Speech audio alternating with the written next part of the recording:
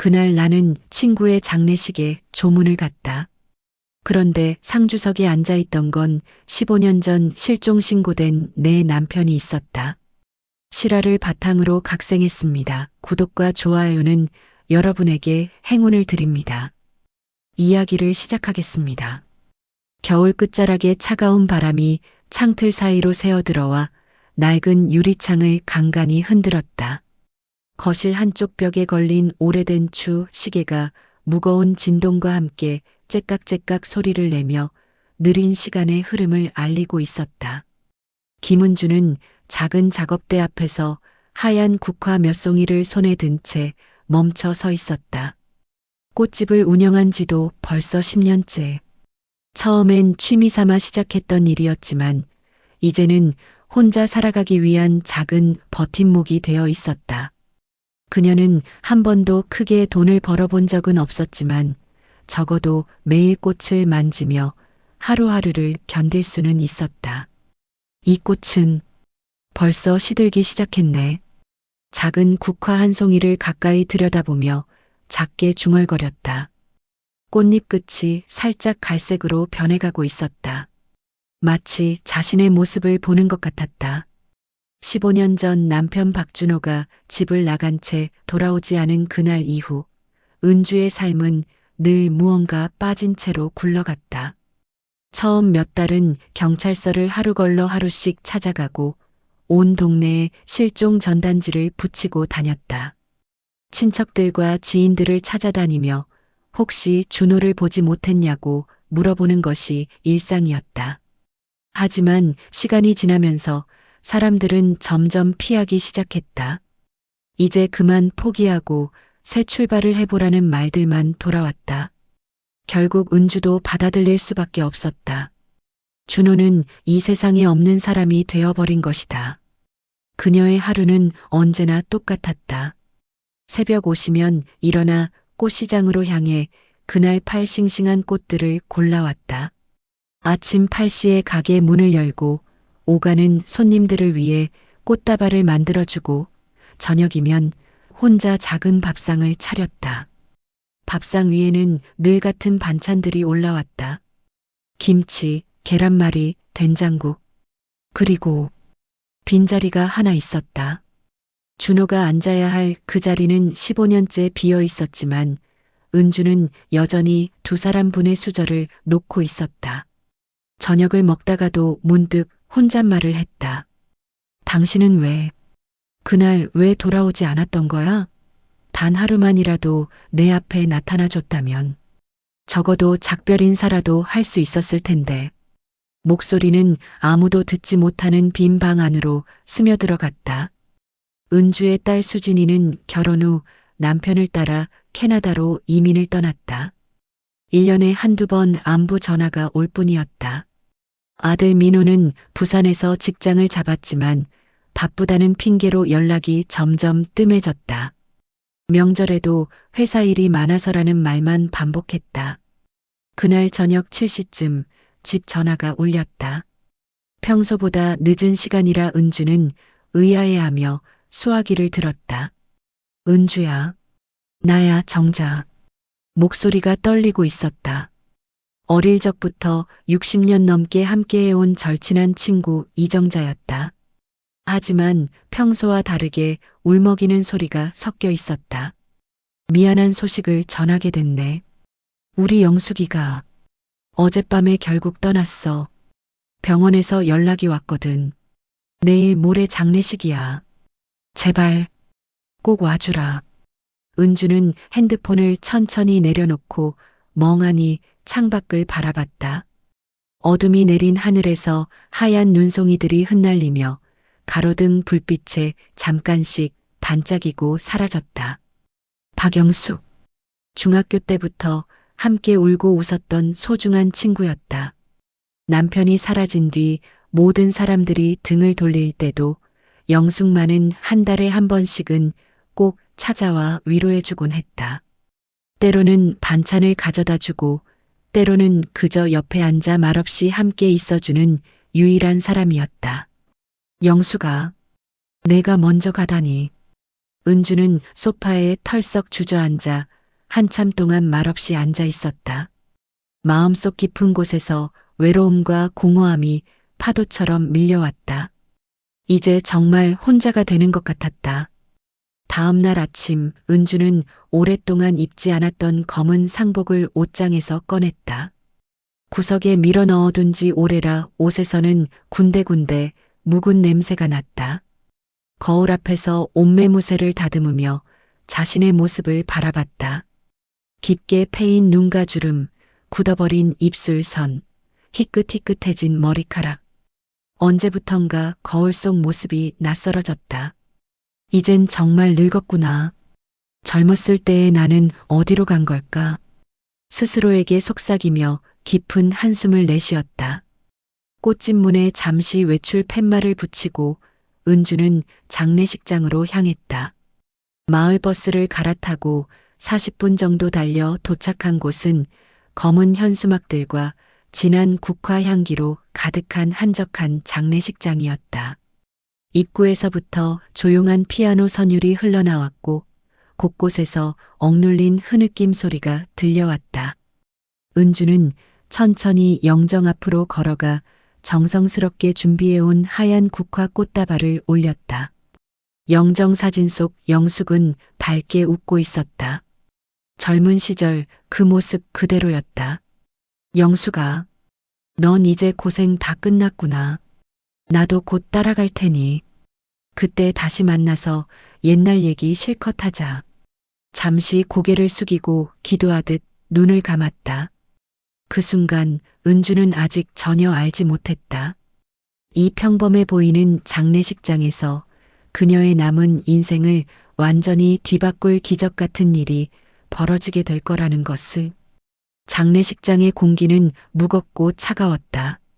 진한 향 냄새가 코끝을 찌르며 온 공간에 퍼져 있었고 희뿌연 연기 사이로 조문객들의 검은 옷차림이 유령처럼 스쳐 지나갔다.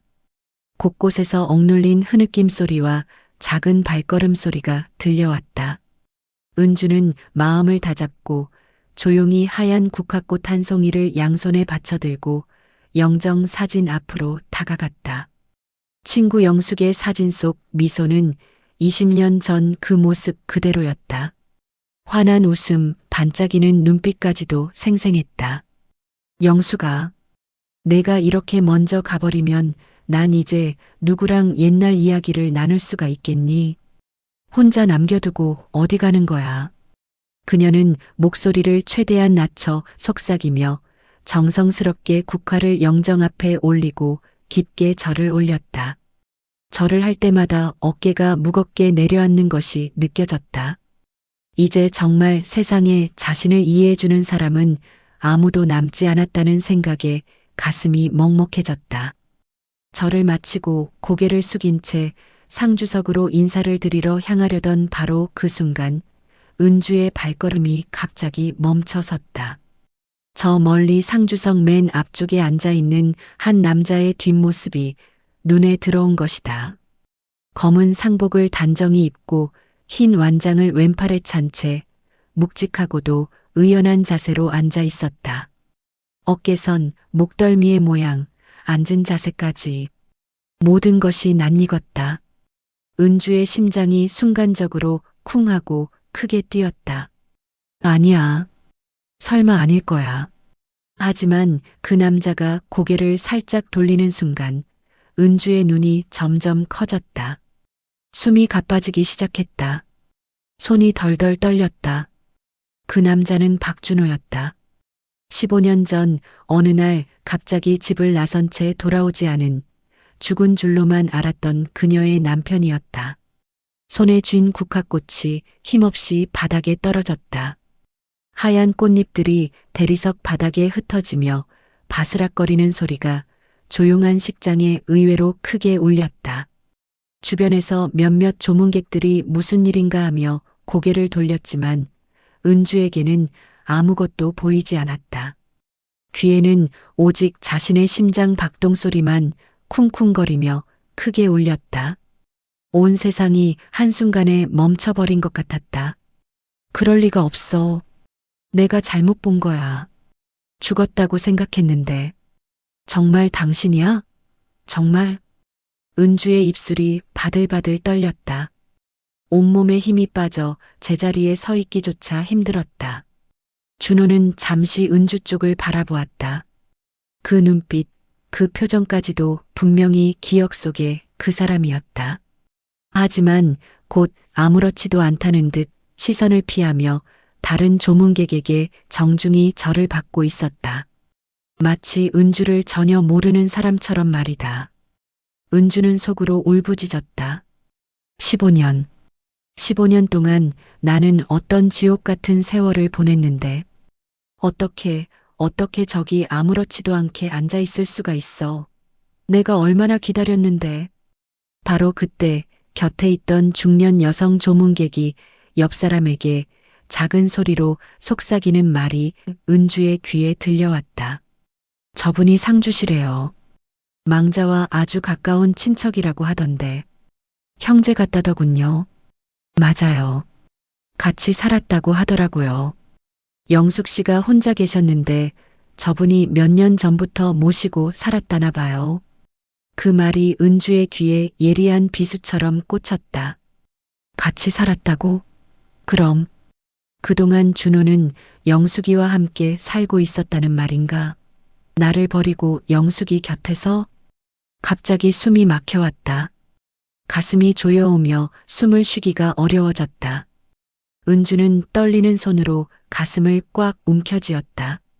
주위 사람들이 그녀를 이상하게 쳐다봤지만 곧 각자 할 일로 시선을 돌렸다. 누구도 그녀의 혼란과 절망을 이해하지 못했다. 아니야. 내가 잘못 본 거야. 저 사람은 준호가 아니야. 그냥 우연히 닮은 사람일 뿐이야. 은주는 애써 스스로를 다독이려 했다. 하지만 그 남자의 눈빛, 코끝 모양, 앉은 자세, 손을 무릎에 올리는 습관까지 모든 것이 너무도 똑같았다. 15년의 세월이 그의 얼굴에 깊은 주름을 새겨놓았고 머리카락도 반백이 되어 있었지만 은주는 한 번에 알아볼 수 있었다. 30년을 함께 산 남편을 어떻게 못 알아보겠는가. 더 이상 참을 수 없었다. 은주는 비틀거리는 발걸음으로 상주석 쪽으로 다가갔다. 주변 사람들의 시선 따위는 아무렇지도 않았다. 준호 씨, 맞죠? 당신, 왜 여기 있는 거예요? 나를 두고 왜 여기 있는 거냐고요? 목소리는 절망과 분노, 그리고 15년간 쌓인 원망이 뒤섞여 떨렸다. 몇몇 조문객들이 깜짝 놀라며 그녀를 쳐다봤다. 장례식장의 숙연한 분위기가 순간 긴장으로 바뀌었다. 하지만 준호는 차갑고 단호하게 고개를 저었다. 죄송합니다만 잘못 아신 것 같습니다. 저는 그런 사람이 아닙니다. 그의 목소리, 낮고 굵은 톤, 끝을 살짝 올리는 말투까지 은주는 더욱 확신할 수밖에 없었다. 이 모든 것이 기억 속 그 남자와 정확히 일치했다. 거짓말하지 마세요. 당신이 내 남편 박준호잖아요. 내가 15년을 매일매일 기다렸는데 이제 와서 모른 척한다고요? 왜요? 왜 그러세요? 은주의 외침이 장례식장 전체에 울렸다. 모든 조문객들의 시선이 일제히 두 사람을 향했다. 어떤 이는 수군거렸고 어떤 이는 그저 놀란 표정으로 지켜봤다. 은주의 눈에서는 억눌렸던 15년의 눈물이 한꺼번에 쏟아져 내렸다. 떨리는 손은 허공을 허우적거렸다. 준호는 잠시 눈을 질끈 감았다가 다시 더욱 차갑고 단단한 목소리로 입을 열었다. 지금은 장례식 중입니다. 여기서는 말씀을 삼가주시기 바랍니다. 돌아가신 분을 위해서라도요. 그 한마디가 은주의 가슴을 칼로 도려내듯 찢었다. 숨조차 제대로 쉴 수 없었다. 온 세상이 무너져 내리는 것 같았다. 은주는 휘청거리며 뒷걸음질 쳤다. 한 조문객이 넘어질까봐 그녀의 팔을 붙잡으려 했지만 은주는 그 손을 거칠게 뿌리치고 장례식장 밖으로 뛰쳐나갔다. 밖으로 나온 순간 차가운 겨울 밤 공기가 뜨거워진 얼굴을 세차게 때렸다. 은주는 건물벽에 온몸을 기댄 채 거칠게 숨을 몰아쉬었다. 눈물이 멈추지 않았다. 콧물과 눈물이 범벅이 되어 얼굴을 적셨다. 그게 정말 당신이 맞다면 왜 나를 버리고 간 거야? 왜 영숙이 곁에서 살고 있던 거야? 나는 뭐야? 15년 동안 죽은 사람을 기다린 바보야? 그녀는 떨리는 손바닥으로 땅을 내려치며 흐느꼈다. 손바닥이 까져 피가 났지만 아무것도 느껴지지 않았다. 그날 밤 김은주의 세상은 완전히 송두리째 뒤집혀 버렸다. 15년 동안 품고 살았던 모든 믿음과 기다림이 한순간에 무너져 내렸다. 밤새도록 은주는 침대에서 뒤척이며 잠을 이루지 못했다. 천장을 응시하며 머릿속에서는 끊임없이 같은 생각들이 맴돌았다. 그가 맞아. 아무리 부정하려 해도 저 사람은 분명 준호였어. 그런데 왜 날 모른 척 했을까? 도대체 왜 다른 여자 곁에 상주로 앉아 있었던 걸까? 가슴속 깊은 곳에서 울부짖는 목소리가 쉴 새 없이 들려왔다. 15년간 쌓여온 그리움과 어젯밤 목격한 충격적인 현실 사이에서 은주의 마음은 찢어질 것 같았다. 새벽 4시가 넘어서야 겨우 스르르 잠이 들었지만 6시도 되기 전에 다시 눈을 떴다. 거울 속 자신의 얼굴은 창백했고 눈가는 밤새 흘린 눈물로 퉁퉁 부어올라 있었다. 마치 10년은 더 늙어 보였다. 차가운 찬물로 얼굴을 여러 번 씻어내며 은주는 마음을 다잡듯 거울 속 자신에게 속삭였다. 오늘 다시 확인해야 해. 내 눈으로 확실하게. 내가 미친 게 아니라면 분명히 진실을 알 수 있을 거야. 장례식장에 도착했을 때는 이른 아침이었다. 어제보다 조문객은 훨씬 적었고 넓은 공간에는 조용히 울음 섞인 기침 소리와 발걸음 소리만이 메아리 쳤다. 향 냄새는 여전히 진했고 어제보다 더 무거운 분위기가 감돌았다. 은주는 눈치를 살피며 천천히 안으로 걸어 들어갔다. 마음은 두근거렸지만 발걸음은 조심스럽게 옮겼다. 전날과 똑같은 자리, 상주석 맨 앞자리에는 여전히 그 남자가 앉아 있었다. 박준호. 그녀가 30년을 함께 살았던, 15년을 기다렸던 바로 그 남편이.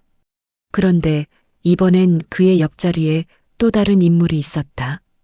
50대 초반으로 보이는 단정한 중년 여성이었다.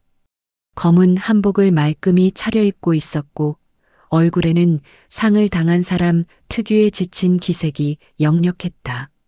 하지만 그녀의 손끝은 자연스럽게 상주로서의 역할을 하고 있었다. 조문객들이 다가와 위로의 말을 건넬 때마다 공손히 고개를 숙이며 답했다. 많이 힘드시겠어요. 힘내세요. 고인도 하늘에서 지켜보고 계실 거예요. 네. 감사합니다.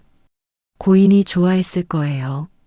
그 자연스러운 대화를 듣는 순간 은주의 귀가 먹먹해졌다. 온 세상의 소리가 사라진 것처럼 아무것도 들리지 않았다. 저 여자는 대체 누구지? 왜 저 자리에 내 남편 옆에 앉아 있는 거지? 사람들이 저 여자를 아내처럼 대하고 있잖아. 심장이 다시 미친 듯이 뛰기 시작했다. 가슴이 답답해서 숨쉬기가 어려웠다. 조문을 마치고 돌아서는 사람들 사이에서 은주는 남편의 얼굴을 정면으로 바라봤다. 준호는 여전히 다른 사람인 척 무심한 표정으로 고개를 숙이며 절을 받고 있었다. 하지만 바로 그 순간 아주 잠깐 스친 눈빛이 있었다. 그 눈빛은 은주가 너무도 잘 아는 15년 전 집을 나서며 마지막으로 보여준 바로 그 눈빛이었다. 어딘가 미안해하면서도 결단을 내린 듯한 복잡하고 아픈 표정이었다. 은주는 침을 꿀꺽 삼켰다. 목이 마르고 손이 떨렸다.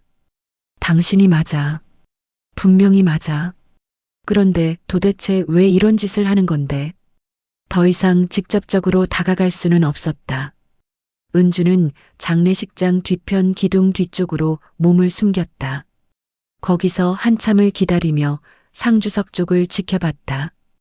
오전 시간이 지나면서 조문객들이 하나둘 빠져나가기 시작했다. 잠깐의 여유가 생기자 그 중년 여성이 준호의 어깨에 자연스럽게 손을 얹었다. 많이 힘들지? 좀 쉬었다가 해도 돼. 아니야. 괜찮아. 영숙이 마지막 가는 길인데 제대로 해야지. 그들의 대화는 낮고 짧았지만 그 친밀함이 은주의 가슴을 칼로 도려내듯 아프게 했다. 마지막 가는 길이라고? 영숙이를? 그렇다면 준호가 영숙이와 가까운 사이였다는 말인가? 그리고 저 여자는 준호와 어떤 관계지? 질문들이 머릿속에서 폭풍처럼 휘몰아쳤다. 은주의 무릎이 후들거렸다. 기둥에 몸을 기대지 않으면 서 있기조차 힘들었다. 바로 그때 은주의 어깨를 가볍게 두드리는 손길이 있었다. 깜짝 놀라 뒤를 돌아보니 친구 정자가 벌겋게 충혈된 눈으로 서 있었다. 은주야, 너 여기서 뭐 하는 거야? 아까부터 계속 숨어서 서성이는 걸 봤는데. 정자의 목소리에는 걱정이 묻어 있었다. 은주는 다급하게 정자의 팔을 붙잡고 속삭였다. 정자야, 저기 상주석에 앉아 있는 남자. 저 사람이 내 남편이야. 준호라고. 정자는 깜짝 놀라며 은주를 바라봤다. 뭐라고? 은주야, 무슨 소리를 하는 거야? 너 어젯밤에 충격을 너무 많이 받아서 헛것을 보는 거 아니야? 아니야. 은주의 목소리가 커졌다. 내가 헛것을 볼 리가 없어. 30년을 함께 산 남편을 내가 몰라볼 리가 있어. 저 눈빛, 저 목소리, 저 손짓까지. 모든 게 똑같다고. 정자는 당황한 표정으로 상주석을 바라보더니 작은 소리로 말했다. 은주야. 그런데 저분은 고이네. 영숙이의 오랜 친구라더라. 그리고 저 여자분은 저분의 아내라고 하던데. 그 말이 은주의 귀에 벼락처럼 떨어졌다. 아, 아내라고? 더 이상 참을 수 없었다. 모든 이성의 끈이 끊어져 버렸다. 은주는 정자의 손을 뿌리치고 상주석으로 성큼성큼 걸어갔다. 주변 사람들의 시선 따위는 안중에도 없었다. 당신, 도대체 왜 이런 짓을 하는 거야? 상주석 앞에 다다른 은주의 목소리는 떨렸다. 15년간 쌓인 분노와 절망, 배신감이 모두 터져나왔다. 날 몰라보겠어? 준호, 나야 은주라고. 당신 아내 김은주. 준호의 눈이 잠시 흔들리는 것이 보였다. 하지만 곧 다시 굳어지며 낮은 목소리로 말했다. 죄송합니다. 정말 잘못 보신 것 같습니다. 저는 그런 사람이 아닙니다. 바로 그때 옆에 앉아있던 중년 여성이 벌떡 일어나며 불쾌한 표정으로 은주를 노려봤다. 지금 무슨 말씀을 하시는 거예요? 여기가 어디인지 아세요? 장례식장이에요. 돌아가신 분 앞에서 이런 경거망동을 부리다니. 너무하시는 거 아닙니까? 그 여자의 날카로운 목소리가 은주의 심장을 찔렀다. 저 여자는 대체 뭐야? 왜 내 남편을 지키려고 하는 거야? 설마 정말로. 은주는 할 말을 잃고 그 자리에 서 있었다. 온몸이 바들바들 떨렸다. 눈앞이 어두워지는 것 같았다. 그 순간 주변에서 수군거리는 소리들이 들렸다. 저분들 부부 맞잖아. 그러게 몇 년째 같이 사는 걸로 아는데. 영숙이 돌봐드리느라 고생 많이 하셨다던데. 모든 소리가 은주의 귀에 독화살처럼 꽂혔다. 부부라고? 같이 산다고? 그럼 나는 뭐야? 눈물이 북받쳐 올라왔지만 은주는 이를 악물고 억지로 참았다. 이 많은 사람들 앞에서 더 이상 무너질 수는 없었다. 좋아. 당신이 끝까지 모른 척하고 싶다면 그렇게 해봐. 은주는 떨리는 목소리로 중얼거리며 뒤돌아섰다. 하지만 나는 절대 포기하지 않을 거야. 당신이 왜 15년 전에 사라졌는지, 왜 지금 여기서 다른 여자와 함께 앉아 있는지 반드시 밝혀낼 거야. 은주의 발걸음은 무거웠지만 흔들리는 눈동자 속에는 단단한 의지가 타오르고 있었다. 그녀는 이미 알고 있었다. 15년간 봉인되어 있던 진실의 문이 열리기 시작했고, 이제 그 속으로 뛰어들 수밖에 없다는 것을. 장례식장에서 돌아온 은주의 마음은 갈기갈기 찢어져 있었다. 현관문 열쇠를 넣으려다가도 손이 떨려서 몇 번이나 빗나갔다. 겨우 문을 열고 들어서자마자 현관에서부터 주저앉아 버렸다. 차갑게 다친 남편의 얼굴, 옆에서 자연스럽게 손을 얹던 낯선 여인의 손길, 그리고 마지막에 들었던 은주야, 제발. 이라는 그 한마디. 모든 장면이 머릿속에서 돌림판처럼 계속 돌고 또 돌았다. 정말 나를 모르는 척할 수가 있어? 30년을 함께 살아온 세월을 단 한마디 말로 잘라낼 수가 있단 말이야? 그것도 내 눈앞에서. 은주는 거실을 미친 듯이 서성였다. 자꾸만 눈물이 나와서 손등으로 닦아내느라 정신이 없었다. 결국 은주는 오랫동안 열지 않았던 안방 옷장 깊숙한 곳에 있는 낡은 서랍을 열었다. 거기에는 15년 전부터 차곡차곡 모아둔 것들이 그대로 남아 있었다. 남편의 실종을 알리던 노란 신문 스크랩들, 경찰서에서 받았던 진술서 사본들, 실종신고서 복사본, 가리고 가장 아래쪽에는 젊은 시절 가족 사진들이 고스란히 보관되어 있었다. 아이들이 어렸을 때 놀이공원에서 찍힌 사진, 명절에 찍은 가족 사진, 결혼기념일 사진. 사진 속 준호는 환하게 웃고 있었다. 그 눈빛은 분명히 틀림없이 오늘 장례식장에서 본 바로 그 눈빛이었다. 은주는 사진을 가슴에 움켜쥐고 엉엉 울었다. 내가 미친 게 맞나? 하지만 아니야. 이 사진을 봐. 분명히 같은 사람이야. 내가 잘못 본 게 아니야. 반드시 확인해야 해. 다음 날 아침 은주는 꽃집문에 개인 사정으로 휴무라는 팻말을 붙이고 다시 장례식장으로 향했다.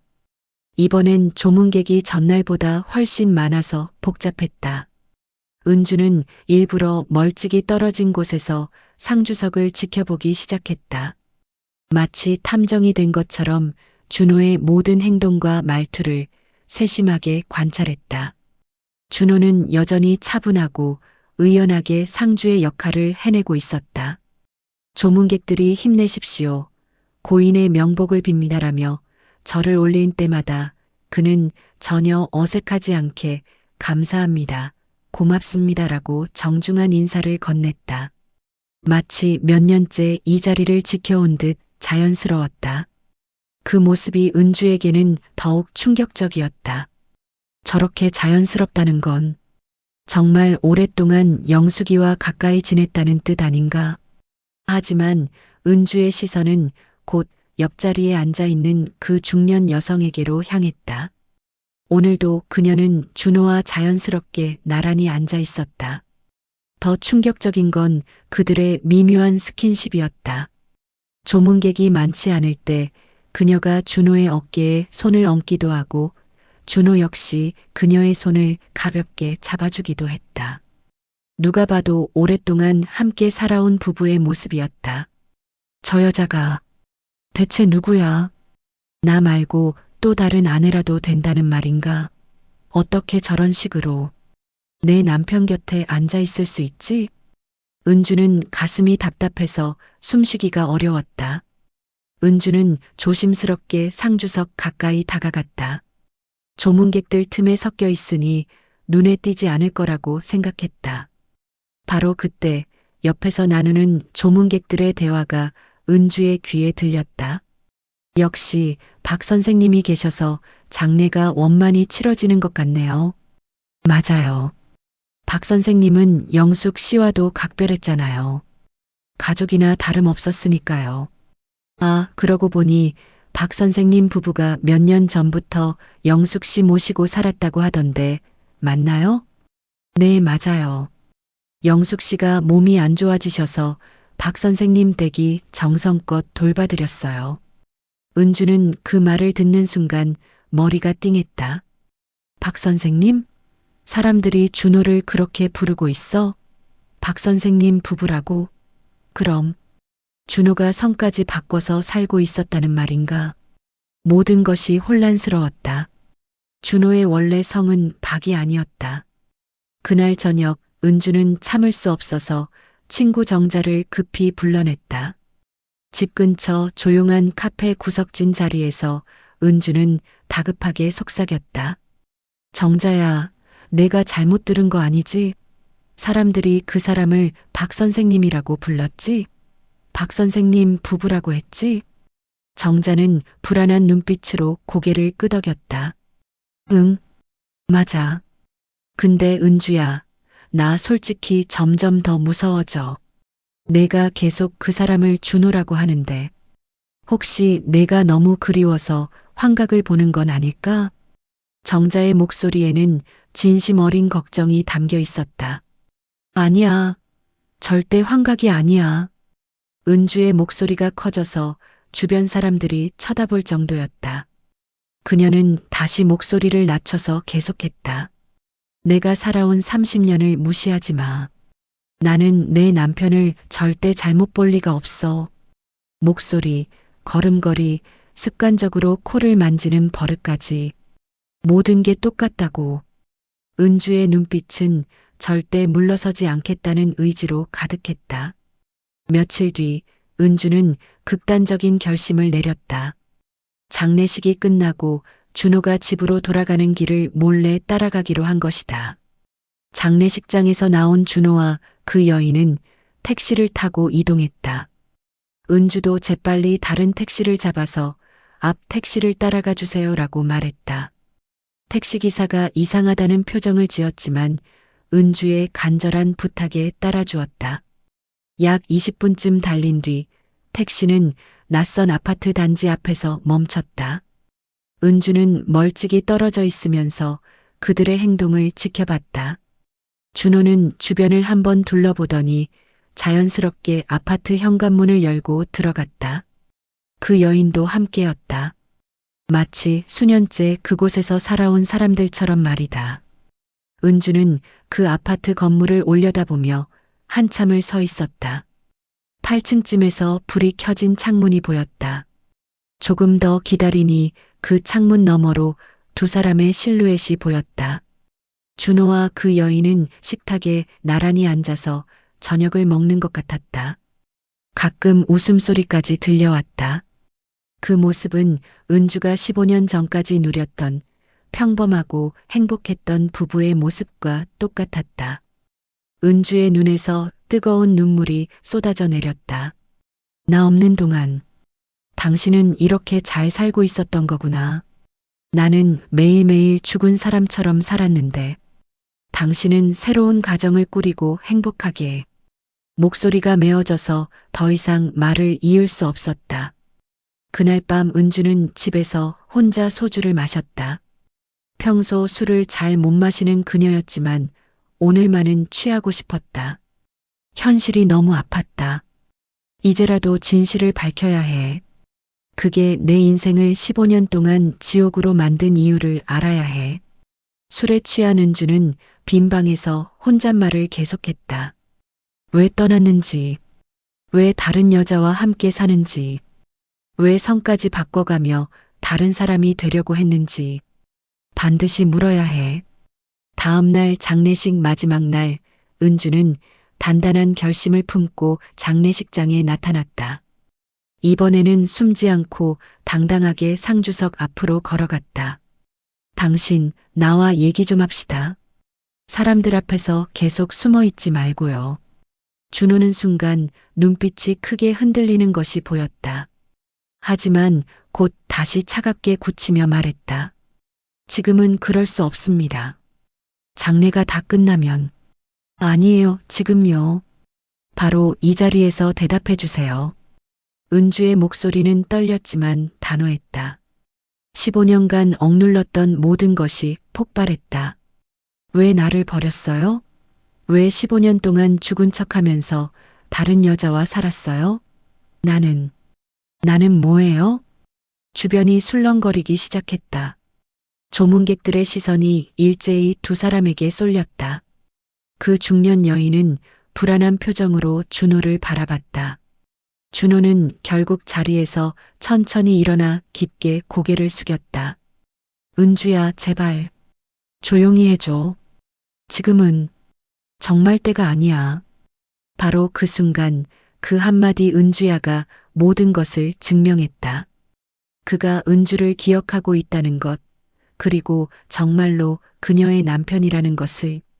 그 말을 들은 순간 은주는 더 이상 참을 수 없어서 장례식장을 뛰쳐나왔다. 두 눈은 눈물로 범벅이 되어 있었지만 마음속에는 하나의 확고한 결심이 자리 잡았다. 좋아. 당신이 끝까지 말하지 않으려 한다면 내가 직접 모든 걸 파헤치겠어. 당신이 이 15년 동안 어디서 무엇을 했는지, 왜 내 곁을 떠났는지, 그 모든 진실을 밝혀내겠어. 은주의 삶은 이제 더 이상 과거의 평범한 일상으로 돌아갈 수 없었다. 그녀는 15년간 감춰진 비밀의 문을 스스로의 손으로 활짝 열어젖히기 시작한 것이었다. 장례식의 마지막 날이었다. 흰 국화꽃과 진한 향 냄새가 여전히 장례식장 전체를 가득 메우고 있었다. 하지만 은주의 가슴속은 이미 그 어떤 장례식보다도 더 무겁고 음울한 기운으로 채워져 있었다. 어젯밤 은주는 거의 잠을 이루지 못했다. 침대에 누워서도 계속 생각했다. 더 이상 미루거나 도망갈 수 없다는 것을, 오늘이 마지막 기회라는 것을, 오늘 반드시 진실을 드러내야 해. 15년간 내가 견뎌온 이 지옥 같은 시간들을 그 사람이 직접 입으로 설명하게 만들 거야. 은주는 평소보다 일찍 일어나서 정성스럽게 몸단장을 했다. 검은 정장을 입고 머리를 단정하게 빗어 넘겼다. 거울을 보니 15년 전에 당당했던 자신의 모습이 어렴풋이 보이는 것 같았다. 오늘은 절대 울지 않을 거야. 떨지도 않을 거야. 당당하게 맞서서 모든 걸 드러낼 거야. 손에는 하얀 국화 한 송이를 들었다. 하지만 이번엔 조의를 표하려는 게 아니었다. 이 꽃으로 모든 것을 마무리하려는 상징적인 의미였다. 장례식장 안은 마지막 날이라 그런지 평소보다 더 많은 조문객들로 북적였다. 사람들은 고인과의 마지막 작별을 위해 몰려들었다. 하지만 은주의 눈에는 오직 한 사람만 보였다. 상주석에 앉아서 의연하고 차분한 얼굴로 절을 받고 있는 준호. 그리고 여전히 그 옆에서 자연스럽게 함께 인사를 나누고 있는 낯선 여인. 은주의 손은 미세하게 떨렸고 입술은 바짝 말라붙었다. 심장이 빠르게 뛰었지만 발걸음은 흔들리지 않았다. 그녀는 국화를 꽉 쥔 채 상주석을 향해 곧장 걸어갔다. 조문객들 사이를 헤치며 앞으로 나아가는 그녀의 뒷모습에는 15년간 쌓인 분노와 절망, 그리고 마지막 결단이 서려 있었다. 박준호. 조용했던 장례식장에 은주의 목소리가 날카롭게 울려 퍼졌다. 조문객들의 웅성거림이 순간 멈췄고 모든 사람들의 시선이 일제히 그녀를 향했다. 준호의 얼굴이 순간 굳어졌다. 옆에 있던 중년 여인도 놀란 표정으로 은주를 바라봤다. 주변 사람들이 서로를 바라보며 수군거리기 시작했다. 당신 왜 여기 앉아 있는 거예요? 왜 15년 동안 나와 우리 아이들을 버리고 여기서 이렇게 살고 있었던 거예요? 은주의 목소리는 떨렸지만 힘이 있었다. 15년간 억눌러왔던 모든 감정이 한순간에 터져나왔다. 순간 장례식장 전체가 얼어붙었다. 조문객들이 숨을 삼키는 소리가 정막 속에서 크게 들렸다. 어떤 사람은 무슨 일인지 모르겠다는 표정으로 주위를 둘러봤고, 어떤 사람은 이미 상황을 어느 정도 파악했는지 긴장한 얼굴로 두 사람을 바라봤다. 바로 그때 옆에 앉아있던 중년 여인이 자리에서 벌떡 일어나며 은주를 노려봤다. 그녀의 얼굴에는 분노와 당황스러움이 동시에 드러나 있었다. 무슨 망언을 하시는 거예요? 이분은 제 남편입니다. 지금 고인의 상주로 여기 나선 것도 저와 함께 했기 때문에 가능한 일이에요. 그 여인의 목소리는 떨리고 있었지만 자신의 영역을 지키려는 강한 의지가 담겨 있었다. 남편이라고요? 당신이 무슨 자격으로 그런 말을 해요? 은주의 목소리가 한 옥타브 높아졌다. 이 사람은 원래 내 남편이었어요. 30년을 함께 살았고 우리 아이 둘의 아버지였다고요. 15년 전에 갑자기 사라져서 죽은 줄 알았는데 여기서 당신과 함께 살고 있었던 거예요. 은주의 외침에 장례식장 안이 술렁거리기 시작했다. 사람들은 서로 귓속말을 주고받으며 상황을 파악하려 했다. 저 여자가 뭘 말하는 거야? 설마 저분이 이중 생활을 했던 건가? 아니면 저 여자가 정신이 이상한 건 아닐까? 장례식장은 더 이상 애도의 장소가 아니라 긴장과 갈등이 폭발하는 무대가 되어버렸다. 고요했던 분위기는 온데간데였고 웅성거림과 수군거림으로 가득 찼다. 준호는 더 이상 피할 수 없다는 것을 깨달았다. 그는 천천히 자리에서 일어났다. 얼굴은 굳어 있었고 눈빛에는 깊은 슬픔과 갈등이 교차하고 있었다. 오랜 시간의 침묵 후 그가 입을 열었다. 은주야, 미안하다. 그 한마디가 은주의 가슴을 뚫고 지나갔다. 다리에서 힘이 빠졌다.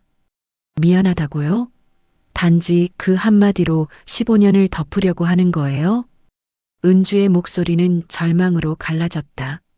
내가 어떤 세월을 보냈는지 알아요? 경찰서를 수없이 들락거리고 아이들 손을 잡고 길거리를 헤매면서 당신을 찾아다녔어요. 실종 신고를 내고 전단지를 붙이고 혹시나 해서 병원 영안실까지 다녔다고요. 숨이 가빠서 말을 이을 수가 없었다. 하지만 계속해야 했다. 그런데 당신은 다른 여자 옆에서 멀쩡히 살아왔단 말이에요? 나는 15년 동안 과부처럼 살았는데. 준호는 고개를 깊이 숙이며 무겁게 입을 열었다. 그때 나는 거대한 빚에 휘말려 있었어. 친구 사업을 보증서 준 것 때문에 오히려 사채업자들에게 쫓기게 됐어. 그 사람들이 너와 아이들까지 위협했어. 가족들이 다칠 수도 있다고 말하더라고. 그의 목소리는 떨리고 있었다. 15년 전에 그 공포스러웠던 기억이 되살아나는 것 같았다. 그래서 떠날 수밖에 없었다. 내가 사라지면 너희들은 안전할 거라고 생각했어. 적어도 그 사람들이 가족들에게는 손을 대지 않을 거라고. 하지만 은주에게는 그 설명이 오히려 더 큰 분노를 불러일으켰다. 우리를 지키겠다고요? 우리를 버린 게 지킨 거라고 하는 거예요? 은주의 눈빛은 분노와 절망으로 번뜩였다. 그럼 왜 돌아오지 않았어요? 몇 년이 지나도 10년이 지나도 왜 한 번도 소식을 전하지 않았어요? 내가 죽을 만큼 외로워하고 아이들이 밤마다 아버지를 찾아서 울어도 왜 끝까지 모른 척 했어요? 준호는 대답하지 못했다. 입을 열었다 닫았다를 반복할 뿐이었다. 그의 침묵은 은주에게 더 큰 배신감으로 다가왔다. 바로 그때 그 중년 여인이 준호의 팔을 붙잡으며 끼어들었다. 은주 씨, 이분이 지난 15년 동안 어떤 선택을 하며 살아왔는지도 모르면서 함부로 말하지 마세요. 저도 함께 했어요. 이분이 살아남기 위해서 우리가 함께 버텨온 거예요. 그녀의 목소리에는 15년간 함께해온 세월에 대한 애착과 보호 본능이 담겨 있었다. 이분은 과거를 버리고 새로운 삶을 시작할 수밖에 없었어요. 그것만이 살아남는 길이었거든요. 함께 했다고요? 은주의 목소리는 완전히 갈라져 버렸다. 결국 당신은 그 시간 동안 다른 여자를 선택했다는 거잖아요.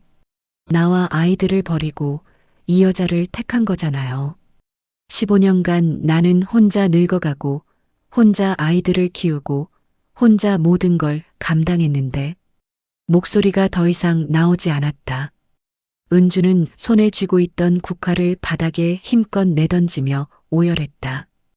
하얀 꽃잎들이 대리석 바닥에 흩어졌다. 15년이에요. 15년. 내가 어떻게 견뎠는지 알아요? 매일 아침 눈 뜰 때마다 당신의 부고 소식이 올까봐 무서워했고, 그러면서도 한편으로는 당신이 살아 돌아올 거라는 희망을 놓지 않았어요. 숨을 제대로 쉴 수가 없었다. 가슴이 너무 아팠다. 그런데 당신은 살아 있었고, 내 곁이 아니라 다른 여자 곁에서 웃고 있었던 거예요. 조문객들은 차마 가까이 다가가지 못하고 멀찍이서 지켜보고만 있었다. 어떤 사람들은 눈물을 글썽이며 은주를 바라봤고, 어떤 사람들은 당황스러워하며 서로를 바라봤다.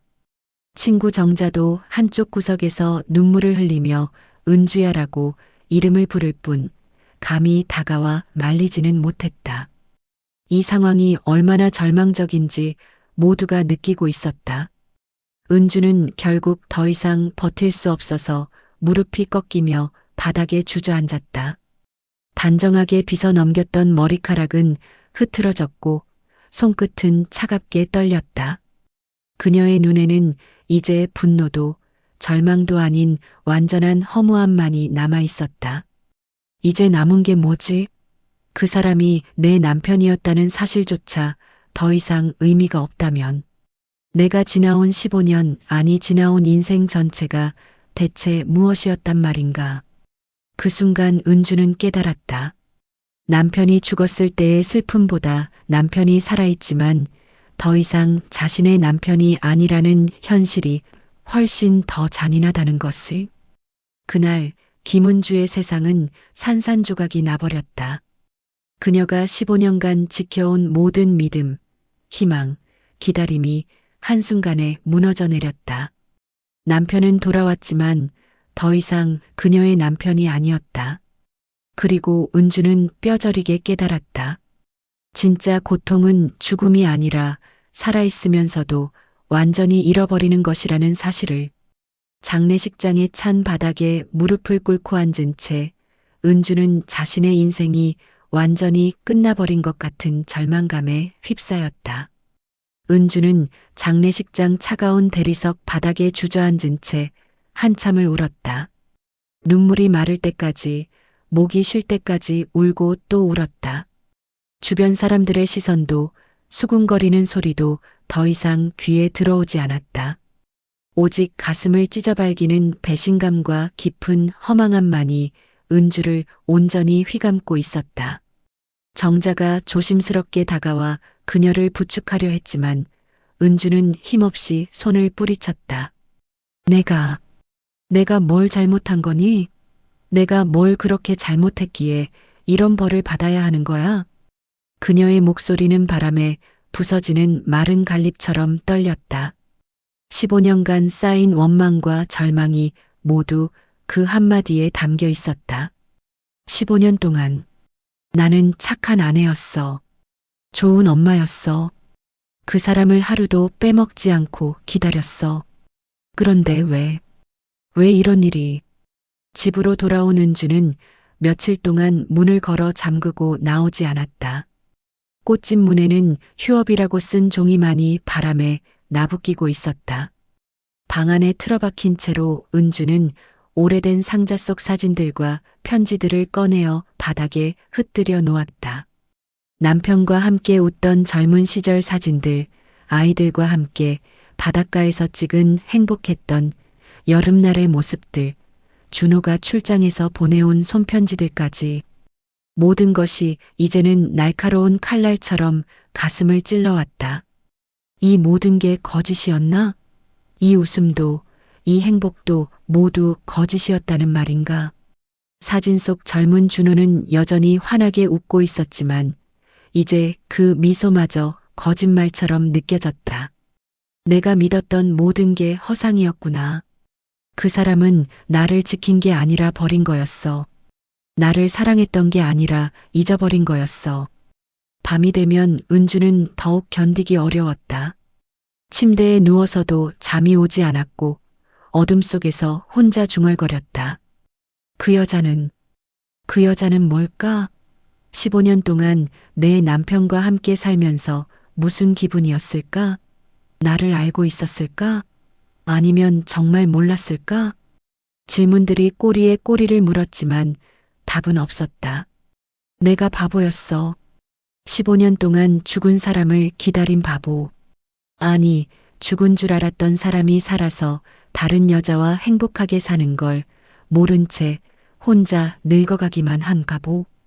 어느 날 새벽 창밖에서 참새들의 제잘거리는 소리가 들려왔다. 지쳐서 눈을 감으려던 은주는 불현듯 친구 영숙의 얼굴이 떠올랐다. 영정 앞에서 했던 마지막 인사가 생생하게 기억났다. 영숙아, 넌 이제 고생 다 끝났구나. 나도 곧 따라갈 거야. 그런데 지금 생각해보니 영숙은 정말 모든 고생이 끝났지만 자신은 아직 살아있었다. 심장이 뛰고 있고 숨을 쉬고 있고 고통을 느끼고 있다는 것은 아직 살아있다는 증거였다. 바로 그 순간 은주는 가슴 깊은 곳에서 알 수 없는 울림을 느꼈다. 죽음 앞에서는 후회만 남겠지. 그런데 나는 아직 살아있잖아. 그렇다면 나는 여전히 뭔가를 선택할 수 있는 게 아닐까? 이대로 원망만 하다가 인생을 끝낼 것인가 아니면. 며칠 후 은주는 용기를 내어 다시 납골 땅을 찾았다. 이번에는 조문을 하러 온 게 아니었다. 스스로의 마음을 확인하고 정리하기 위해서였다. 영정 앞에 하얀 국화 한 송이를 정성스럽게 올리고 무릎을 꿇었다. 다른 사람들이 없는 조용한 시간이었다. 영숙아. 목소리가 떨렸지만 계속 말을 이어갔다. 너는 내 모든 비밀을 다 알고 있었지.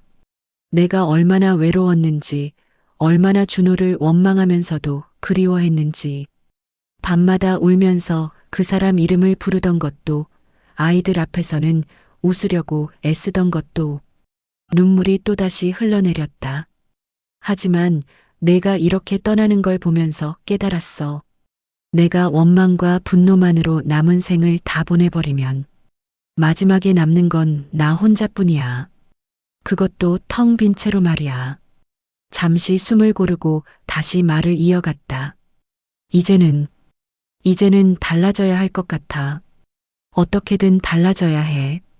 그날 밤 은주는 오랜만에 소주 한 병을 꺼냈다. 평소 술을 잘 마시지 않는 그녀였지만 오늘은 자신과 진지한 대화를 나누고 싶었다. 작은 소주잔에 술을 따르고 한 모금 마셨다. 목구멍이 타는 듯 했지만 정신은 오히려 또렷해졌다. 그래, 박준호. 내가 어떤 선택을 했든 어떤 이유가 있었든 이제 나는 내 길을 선택할 거야. 혼잣말이지만 목소리에는 힘이 있었다. 내가 널 용서할 수 있을지는 모르겠어. 아마 평생 못할 수도 있어. 하지만 나 자신만은 용서해야겠어. 그래야 내가 완전히 무너지지 않아. 소주잔을 들어올리며 마치 다짐하듯 말했다. 나는 아직 67살이야. 충분히 새로운 시작을 할 수 있는 나이야. 남은 시간을 어떻게 쓸지는 내가 결정하는 거야. 그녀의 목소리는 여전히 떨렸지만 눈빛에는 어렴풋한 희망의 빛이 깃들기 시작했다. 며칠을 고민한 끝에 은주는 과감한 결정을 내렸다. 준호를 직접 찾아가서 마지막 대화를 나누기로 한 것이다. 이번에는 분노나 원망이 아닌 진정한 마무리를 위해서였다. 거울 앞에서 몸단장을 했다. 15년 만에 처음으로 립스틱을 발랐고 단정하게 옷을 차려입었다. 거울 속 자신을 보니 여전히 상처투성이었지만 예전보다는 단단해 보였다. 오늘은 끝을 내는 날이야. 진짜 끝을. 은주는 그가 살고 있는 아파트 단지 앞에서 1시간 가까이 기다렸다. 마침내 준호가 나타나자 떨리는 마음을 다잡고 단호하게 발걸음을 옮겼다. 박준호. 그가 놀란 눈으로 돌아봤다. 15년 전처럼 도망가려는 기색도 보였지만 은주의 눈빛을 보고는 그 자리에 멈춰섰다. 내가 여기 온 건 내가 다시 내 곁으로 돌아오기를 바라서가 아니야. 은주의 목소리는 생각보다 차분했다. 이제는 알아야겠어. 내가 왜 떠났는지, 왜 그런 선택을 했는지. 그래야 내가 내 인생을 제대로 정리할 수 있을 것 같아. 준호는 깊은 한숨을 내쉬고 주변을 둘러본 후 조용한 벤치로 안내했다. 오랜 침묵 후에 마침내 입을 열었다. 그때 나는 정말 모든 걸 잃을 뻔했어. 친구 사업에 보증을 서준 것 때문에 거액의 빚을 지게 됐고 사채업자들한테 쫓기게 됐어. 그런데 그들이 너와 아이들까지 위협하기 시작한 거야. 그의 목소리는 15년 전 그때의 공포를 떠올리며 떨렸다. 매일 아이들 학교 앞에서 기다리고 있겠다. 아내 혼자 다닐 때 조심하라는 식으로 말하더라고. 나는 그게 너무 무서웠어. 그래서 떠났어. 그게 너희를 지키는 유일한 방법이라고 생각했어. 유일한 방법이라고? 은주의 목소리가 갑자기 높아졌다. 참았던 감정이 다시 터져나왔다. 내가 믿었던 그 유일한 방법 때문에 나는 15년을 지옥에서 살았어. 아이들은 아버지를 원망하며 자랐고 나는 매일 죽은 듯이 살았어. 숨이 가빠서 잠시 말을 멈췄다가 다시 계속했다. 내가 떠난 게 희생이었다고, 우리를 위한 선택이었다고 말하고 싶겠지. 하지만 알아? 그건 희생이 아니라 도망이었어. 가족과 함께 문제를 해결하려 하지 않고 혼자 짊어지겠다며 도망친 거야. 준호는 아무 말도 할 수 없었다. 그 침묵이 모든 것을 말해주고 있었다. 그 순간 은주는 자신도 놀랄 만큼 평온해졌다. 15년간 가슴속에 갇혀있던 모든 말을 다 쏟아낸 후의 해방감이었다. 이제 알았어. 내가 왜 떠났는지, 어떤 생각으로 그런 선택을 했는지. 깊은 한숨을 내쉬며 일어섰다. 하지만 더 이상 내가 내 인생을 좌지우지하도록 놔두지 않을 거야. 지난 15년은 내가 선택한 결과였지만 앞으로 남은 시간은 내가 선택할 거야. 그녀의 눈빛은 이전과 완전히 달라져 있었다. 여전히 상처는 있었지만 그 안에는 흔들리지 않는 의지와 새로운 희망이 자리 잡고 있었다. 집으로 돌아온 은주는 며칠 만에 처음으로 꽃집 문을 활짝 열었다. 쌓여있던 시든 꽃들을 정리하고 새로운 꽃들을 들여놓았다. 꽃향기와 함께 들어온 아침 햇살은 유난히 따뜻하고 밝게 느껴졌다. 손에 잡힌 국화는 여전히 차가웠지만 마음속 어딘가에서는 작은 온기가 피어오르고 있었다. 아직 끝난 게 아니야. 내 삶도, 내 행복도, 내가 내릴 선택들도 남은 시간만큼은 내가 지켜내고 내가 만들어갈 거야. 거울을 보니 여전히 늙고 주름진 얼굴이었지만 눈빛만은 15년 전보다도 더 살아있는 것 같았다. 새로운 시작이었다. 밤은 깊어가고 있었지만 은주의 마음은 도무지 가라앉지 않았다. 침대에 누워서도 계속 뒤척이며 천장을 응시했다. 창밖 가로등 불빛이 나뭇가지에 가려져 희미하게 흔들릴 때마다 가슴속에 쌓여온 분노와 슬픔이 파도처럼 다시 끌어올랐다. 지난 며칠간 스스로를 다독이려 노력했지만 여전히 해결되지 않은 것들이 있었다. 이대로 끝낼 순 없어. 내가 참으며 살아온 세월이 15년인데 그냥 넘어갈 수는 없어. 마지막으로 반드시 그에게 진짜 진실을 묻고 내 눈으로 확인해야 해. 은주는 침대에서 벌떡 일어나 옷을 걸쳤다. 새벽 3시였지만 더 이상 기다릴 수 없었다. 발걸음은 무거웠지만 눈빛만큼은 그 어느 때보다 단단했다. 장례식이 끝난 지 며칠 후 준호는 홀로 조용한 납골당을 찾았다. 이른 새벽이라 아무도 없는 고요한 공간에서 친구 영숙의 유골함 앞에 무릎을 꿇고 앉아 있었다. 손에는 하얀 국화 한 송이를 들고 있었고 얼굴에는 깊은 피로와 후회가 서려 있었다.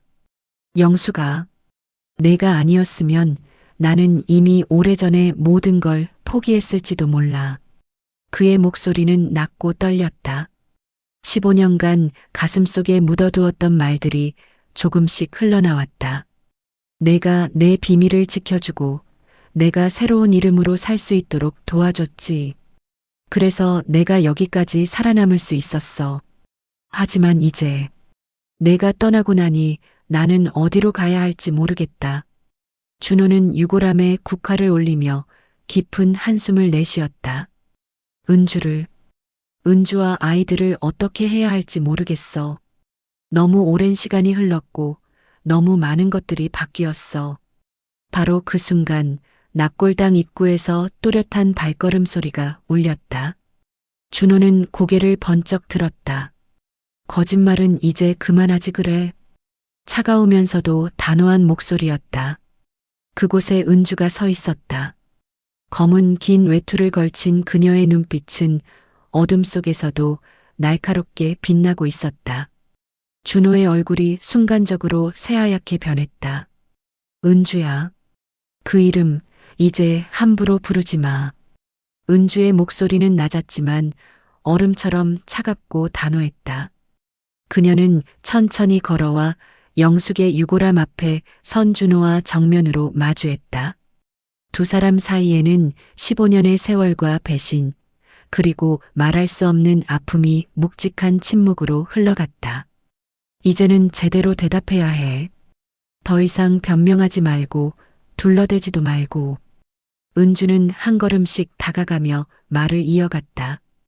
왜 그랬는지, 왜 나와 아이들을 버렸는지, 그리고 왜 다른 여자의 곁에서 15년을 살면서 우리를 잊을 수 있었는지. 그녀의 목소리에는 15년간 쌓인 모든 절망과 분노가 압축되어 있었다.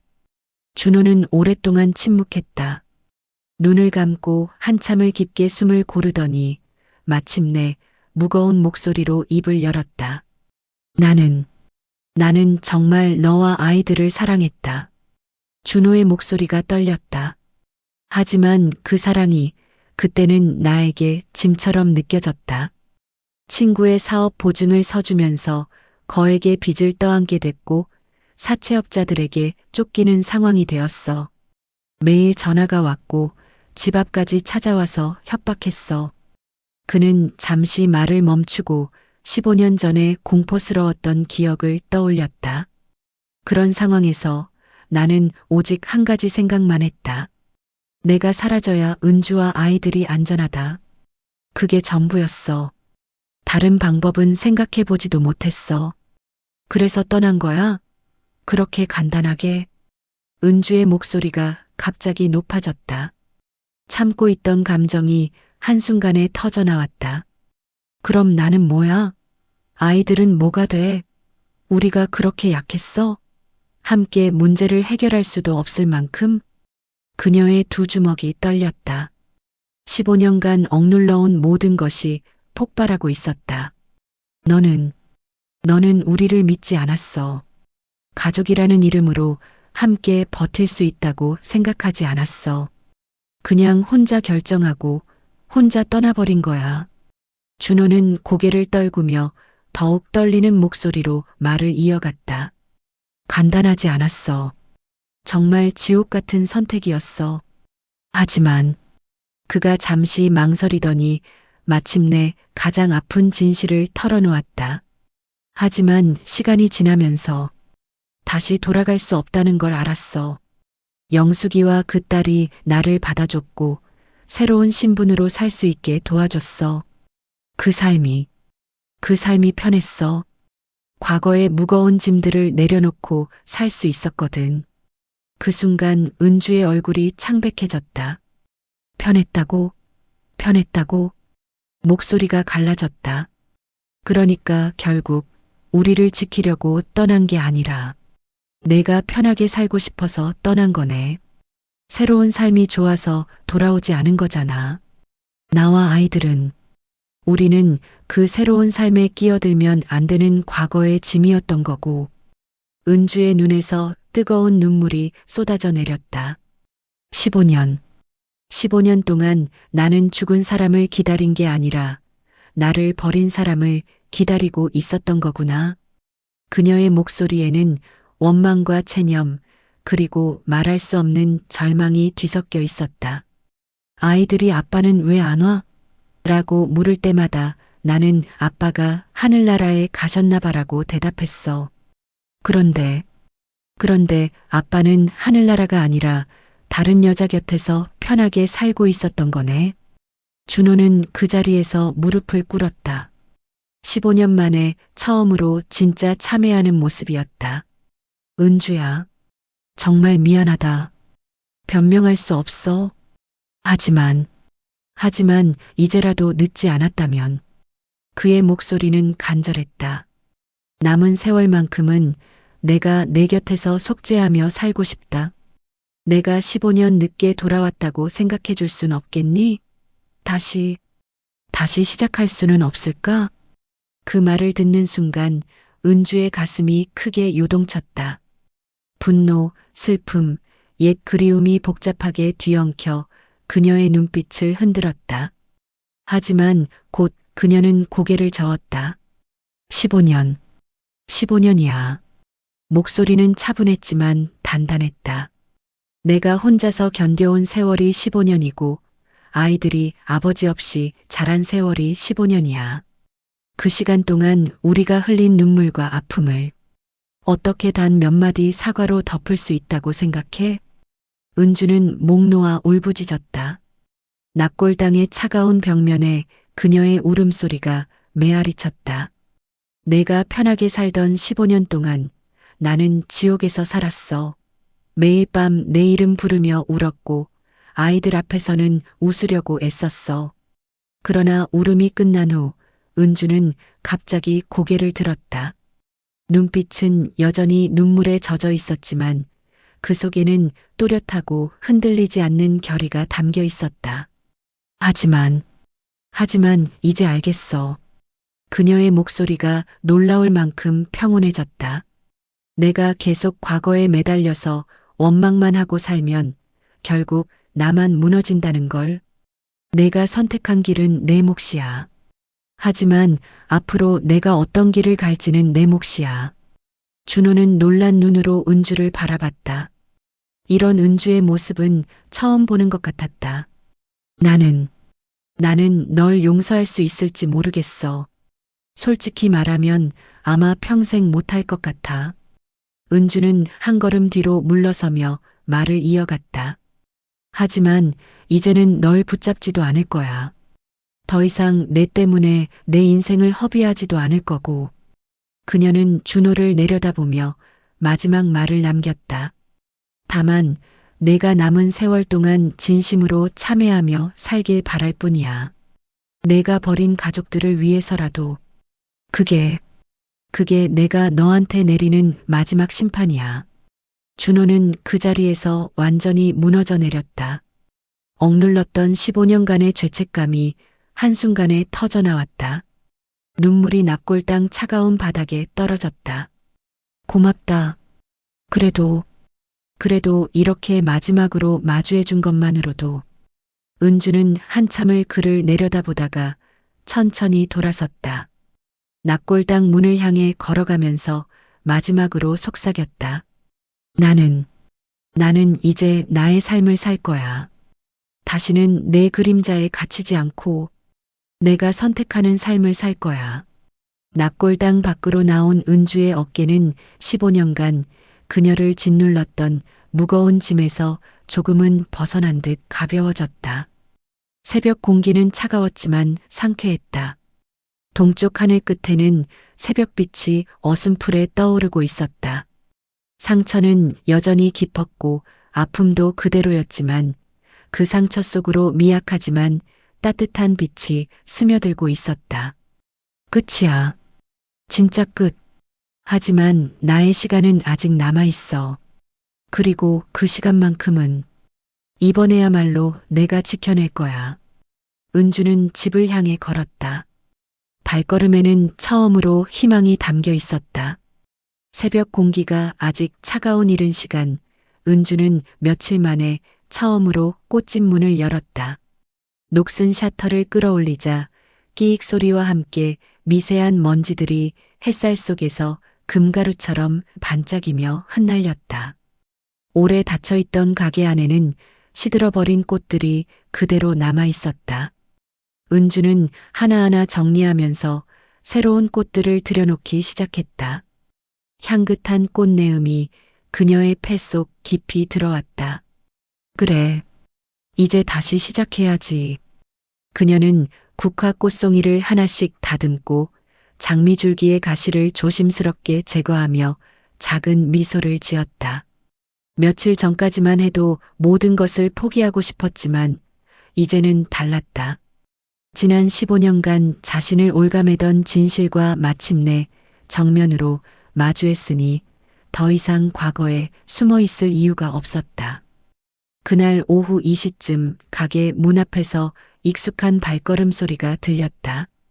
고개를 들어보니 준호가 서 있었다. 그의 얼굴은 며칠 사이에 더 늙어 보였다.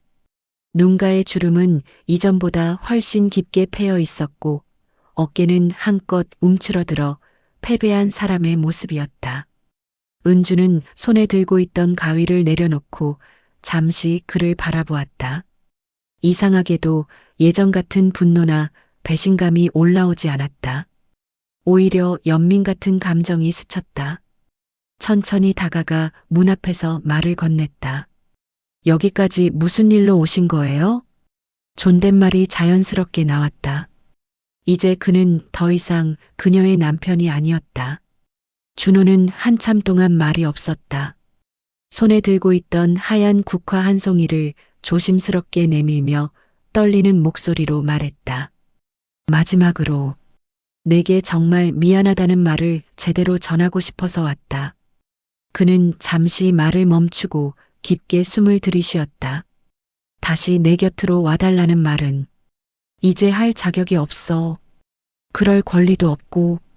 다만 남은 세월 동안 내가 할 수 있는 건 참회뿐일 거야. 매일 우리 가족에게 진 빚을 생각하며 살겠어. 은주는 국화를 조용히 받아들였다. 꽃잎은 아직 싱싱했고 향기도 좋았다. 눈빛은 잠시 흔들렸지만 예전처럼 분노로 가득 차 있지는 않았다. 참해라. 은주는 국화를 가슴에 안고 한참을 생각했다. 늦었지만 그래도 그게 지금의 당신이 할 수 있는 전부겠죠. 두 사람 사이에 무거운 침묵이 흘렀다. 하지만 이번에는 은주가 먼저 입을 열었다. 저도 이제는 당신 탓만 하며 살지는 않을 거예요. 제가 살아온 67년을 헛되게 만들 수는 없으니까요. 아이들 앞에서 더 당당한 엄마가 되려면 저부터 다시 일어서야겠죠.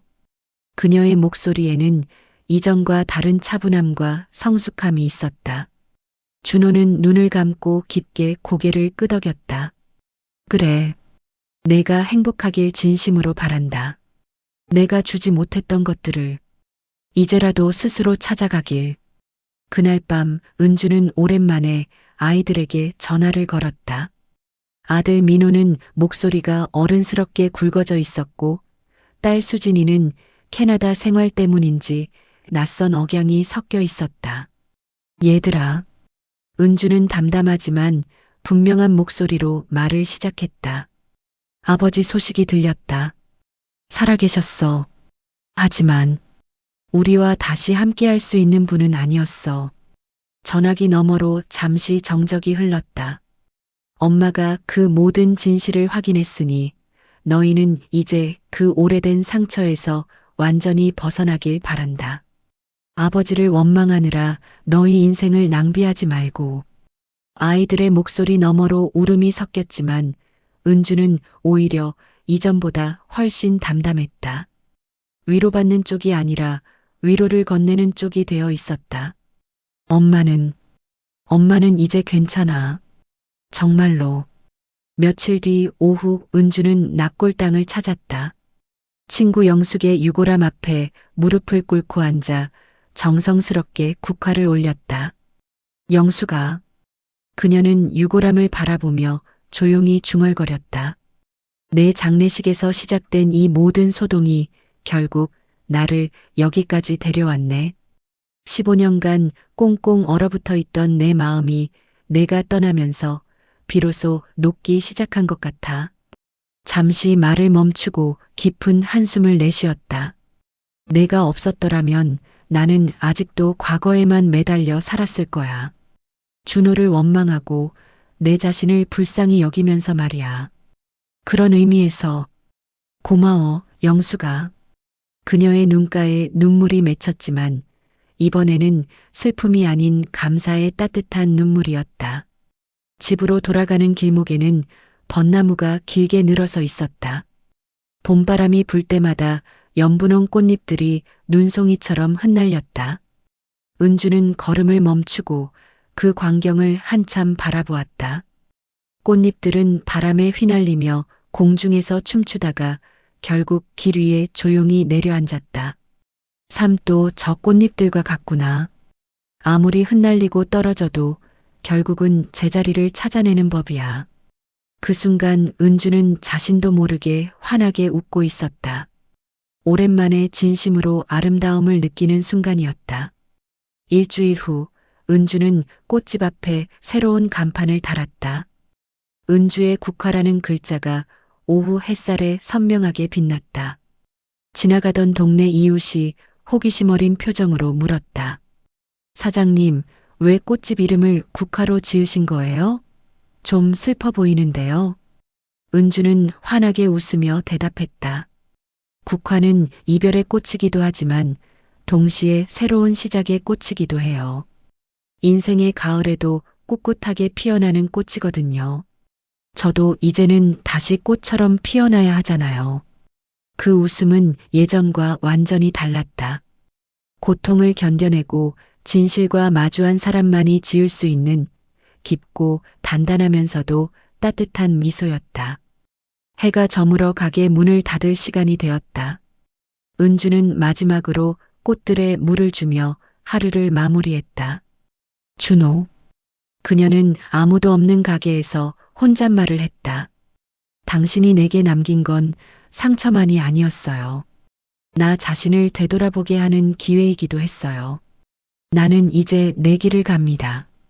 다시는 당신의 그림자에 묶여 살지 않을 거예요.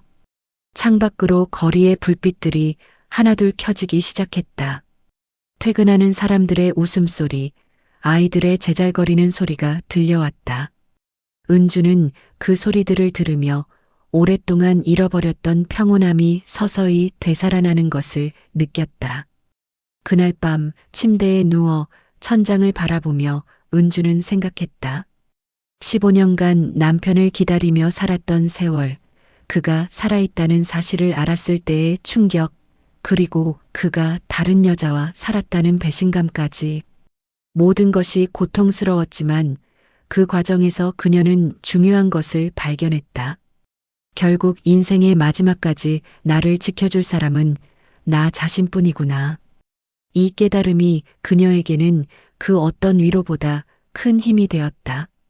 다음 날 아침 은주는 일찍 일어나 거울 앞에 섰다. 주름진 얼굴과 희끗해진 머리카락은 그대로였지만 눈빛만큼은 15년 전보다도 더 살아있었다. 김은주, 이제 진짜 새로운 시작이야. 거울 속 자신에게 말하며 환하게 웃었다. 밖으로 나서니 봄바람이 기분 좋게 불어왔다. 꽃집으로 향하는 발걸음이 가벼웠다. 그녀의 삶은 여전히 상처투성이었지만 이제 그 상처들마저 자신만의 이야기가 되었다. 15년간의 고통 끝에 찾아온 결말은 완벽한 화해도 달콤한 복수도 아닌 자기 자신을 되찾는 진정한 해방이었다. 그리고 67세의 늦은 나이에도 은주는 인생이 아직 끝나지 않았다는 것을 깨달았다. 새로운 계절이 시작되고 있었다. 끝까지 들어주셔서 감사합니다. 구독과 좋아요는 다음 영상에 큰 도움이 됩니다.